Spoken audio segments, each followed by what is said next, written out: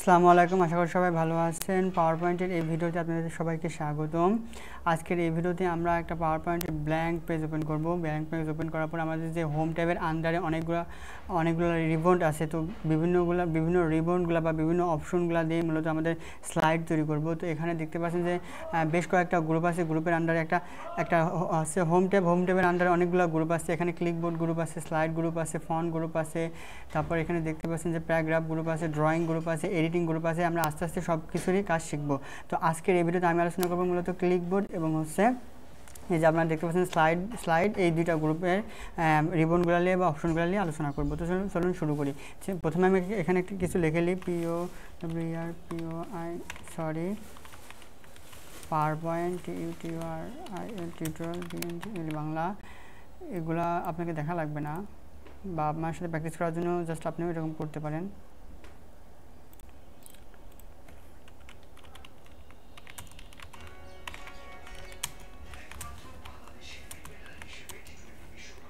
দেন দেখার পর আমি কিছু লিখে নিলাম। লেখার পরে এখানে দেখতে পাচ্ছেন যে এই যে এখানে কাট অপশন এবং কপি অপশন, এই দুইটা কিন্তু ডিসেবল হয়ে আছে। তো আমি যদি কোনো লেখাকে সিলেক্ট করি তাহলে কিন্তু এগুলা কী হচ্ছে, অ্যাক্টিভ হয়ে যাচ্ছে। তো কাট মানে মূলত একবারই কেটে নিলাম। আমি যদি এখানে কাটে ক্লিক করি তাহলে কিন্তু এখানে পাওয়ার যেটুকু ছিল, মানে পাওয়ার লেখাটুকু ছিল, সেটুকু কিন্তু আর এখানে নেই। আমি চাইলে এই লেখাটুকু অন্য জায়গায় যেয়ে পেস্ট করতে পারবো। এবং আমি আবার যদি ব্যাক করার পরে এখন যদি আমি এই পাওয়ারটুকু কপি করে আমি যদি এখানে কপিতে ক্লিক করলে হবে কি, একটা ডবল হয়ে যাবে। মানে আমার এখানে যে পাওয়ার লেখাটুকু আছে আমি এটুকু কপি করেছি, এখানেও থাকবে, প্লাস ওই লেখাটুকু আমি অন্য যে কোনো জায়গায় সিলেক্ট করে আমি সেটা পেস্ট করতে পারবো। লাইক আমি তো এখানে আসার পর দেখতে পাচ্ছেন যে এখানে পেস্ট, আমি যদি পেস্টে ক্লিক করি, এখানে পেস্টে ক্লিক করতে হবে উপরের দিকে। নিচে ক্লিক করলে পেস্টের কিছু অপশন আছে, সেই অপশনগুলো চলে আসবে। আমাদের ক্লিক করতে হবে একদম লোগো বা আইকনের উপরে পেস্টে, তাহলে দেখতে পাচ্ছেন যে এখানে পাওয়ার লেখাটা কী হচ্ছে, চলে আসছে, লেখাটুকু চলে আসছে। তো আমি একটু ইয়ে করলাম। তো মূলত কোনো একটা লেখাকে সিলেক্ট করার পরে কাট করলে কাট হবে, কপি করলে কপি হয়ে যাবে। তারপর এখানে দেখতে পাচ্ছেন যে ফরম্যাটিং পয়েন্টার। আমি যদি ফরম্যাটিং পয়েন্টারে ক্লিক করি, তার আগে আমি এটা একটা কালার দিয়ে নিই, লেখাগুলোকে অন্য একটা কালার দিই। তো লেখাগুলোকে কালার দিলাম। কালার দেওয়ার পর দেখতে পাচ্ছেন যে ফরম্যাটিং পয়েন্টার। আমি যদি ফরম্যাটিং পয়েন্টারে একবারে ক্লিক করার পর দেখতে পাচ্ছেন যে আমার মাউসে যে কার্সর, এটা একটা পরিবর্তন আসছে এবং একটু অন্য একটা লোগো বা এটা ফরম্যাটিং পয়েন্টারের লোগো শো করছে। আমি যদি যেটুকু সিলেক্ট করব সেটুকু আমি সিলেক্ট করলাম। সিলেক্ট করার পর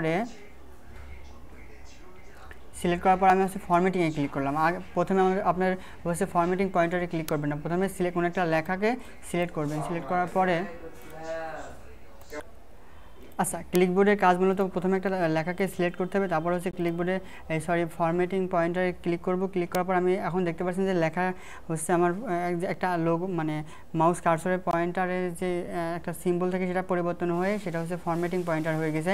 তো আমি এখন এই ফরম্যাটিং পয়েন্টার যে লেখাটুকুর উপরে যায় সারবো, সেই লেখাটুকু এর আগের সিলেক্ট করা টেক্সটের ফরম্যাট বা স্টাইলটা হয়ে যাবে, সেটা দেখতে পাচ্ছেন যে এখানে হয়েছে। তো তারপরে দেখতে পাচ্ছেন যে আমি একবার সিলেক্ট করলাম। সিলেক্ট করার পর আমি এখানে একটা ক্লিক করে তারপর আমি যদি কোনো লেখার পরে সেটা করি, সেই লেখাটা সে ফরম্যাটিং হয়ে যাচ্ছে। কিন্তু তারপরে কি আমাদের যে মাউসের কার্সর সেটা কিন্তু নর্মালে আগে যেমন ছিল সেটা হয়ে যাচ্ছে। তো এখন আমি যদি এখানে ক্লিক করার পরে এই যে ফরম্যাটিং পয়েন্টার, এখানে ডবল ক্লিক করার পরে আমি চাইলে এখানে সিলেক্ট করলাম, তারপর এখানে সিলেক্ট করলাম। দেখতে পাচ্ছেন যে সিলেক্ট করার পরে কিন্তু কার্সরটা কী হচ্ছে, সরছে না।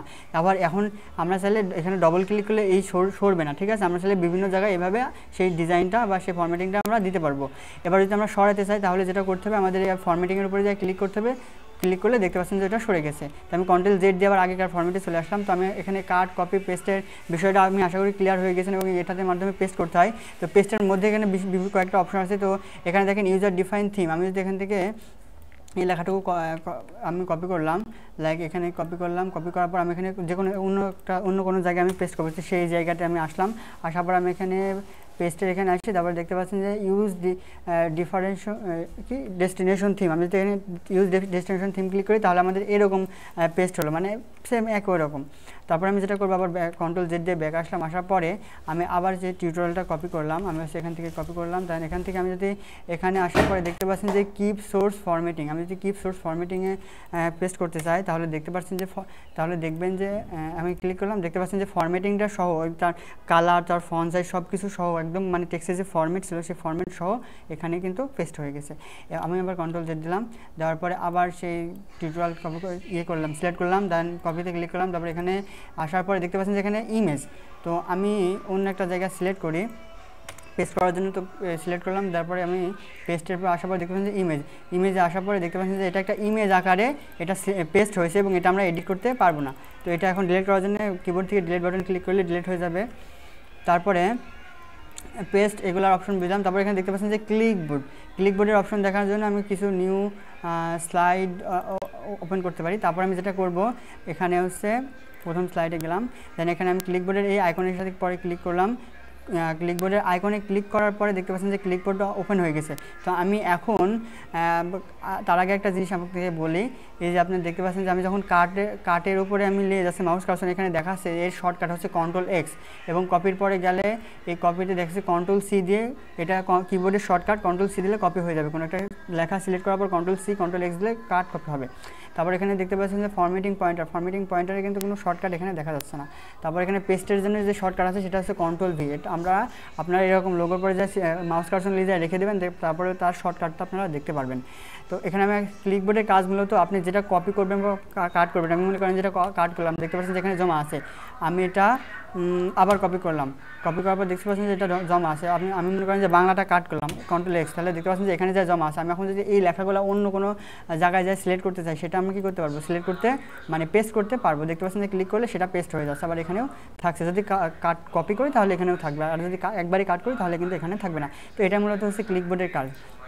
ঠিক আছে, ক্লিকবোর্ড দেখলাম। এবার আমরা দেখবো নিউ ট্যাব। এখানে দেখতে পাচ্ছেন যে নিউ ট্যাব, আমরা যদি নিউ ট্যাবে ক্লিক করি তাহলে নতুন নতুন ট্যাব তৈরি হবে, এবং নিউ ট্যাবের আন্ডারে অনেকগুলো, এখানে আপনি দেখতে পাচ্ছেন যে স্লাইড, টাইটেল স্লাইড, তারপরে title and content, section, header, এখানে বিভিন্ন ধরনের ফরম্যাটিং আছে। আপনাদের যে ফরম্যাটিংয়ের প্রয়োজন হবে আপনারা সেই ফরম্যাটিংয়ে নিতে পারবেন।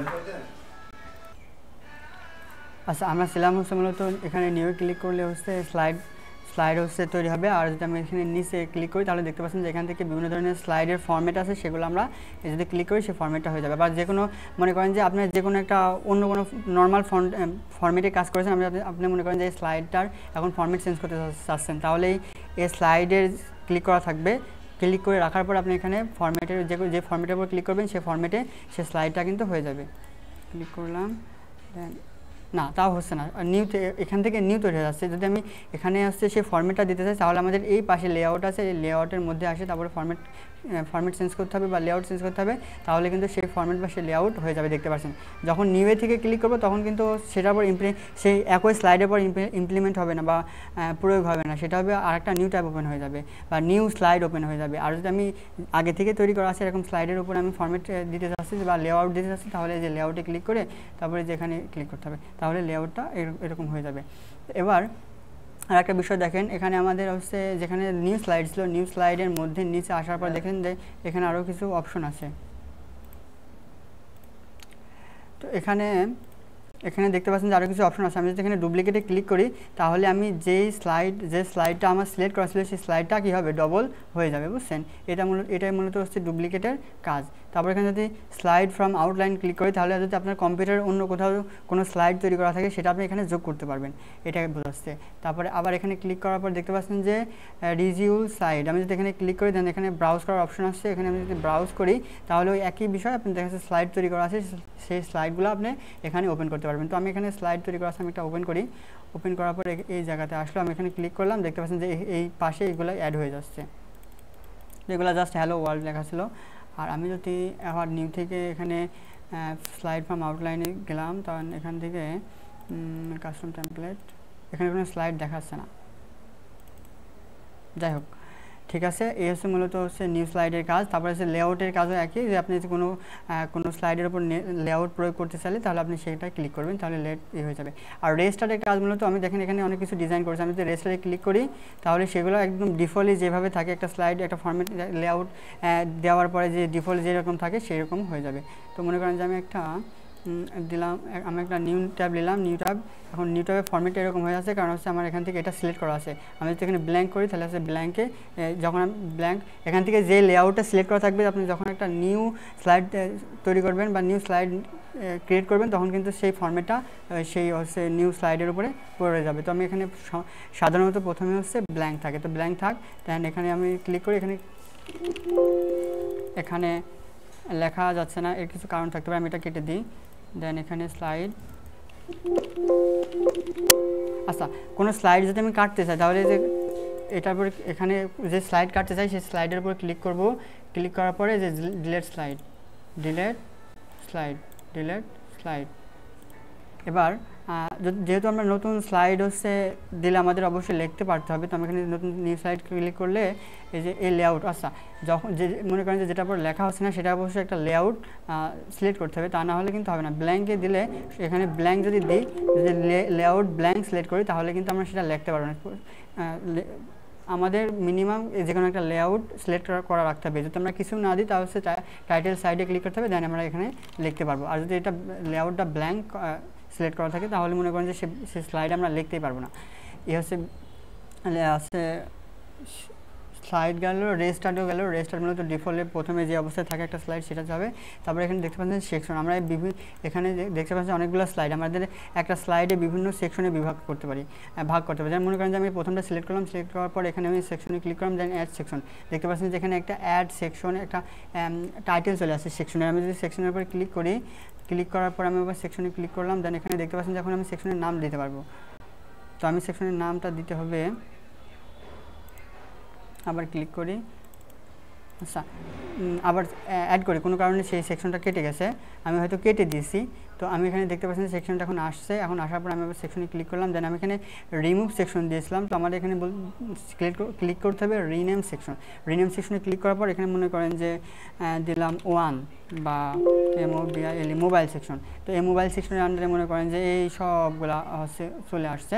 আমি যদি এখানে ক্লিক করি তাহলে দেখতে পাচ্ছেন যে 13টা সেকশন, 13টার মধ্যে এই হচ্ছে মোবাইল সেকশনের মধ্যে 13টা সাইডে চলে গেছে।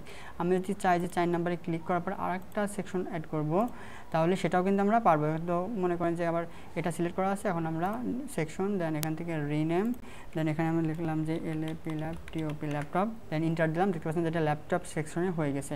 তো এভাবে আমরা সেকশনে আলাদা আলাদা সেকশন করতে পারবো একটা পুরো স্লাইডের মধ্যে। দেন এখান থেকে আবার যে অ্যাড সেকশন দিয়ে এখানে একটা সেকশন অ্যাড হয়ে গেছে, আমরা এখানে ক্লিক করলে আবার এটা রিনেম করতে পারবো। তো রিনেম আমি জাস্ট হ্যালো লিখলাম। তো এবার সেকশনে বিভিন্ন সেকশন আলাদা হয়ে গেছে। আমরা যদি এখানে সেকশনে ক্লিক করার পরে কলাপস সেকশনে ক্লিক করে দেখতে পাচ্ছেন যে সেকশনের মধ্যে যে কটা সেকশন করছি সেকশনের মধ্যে মূলত এই স্লাইডগুলো চলে গেছে, এবং এভাবে আমরা দেখতে পারি।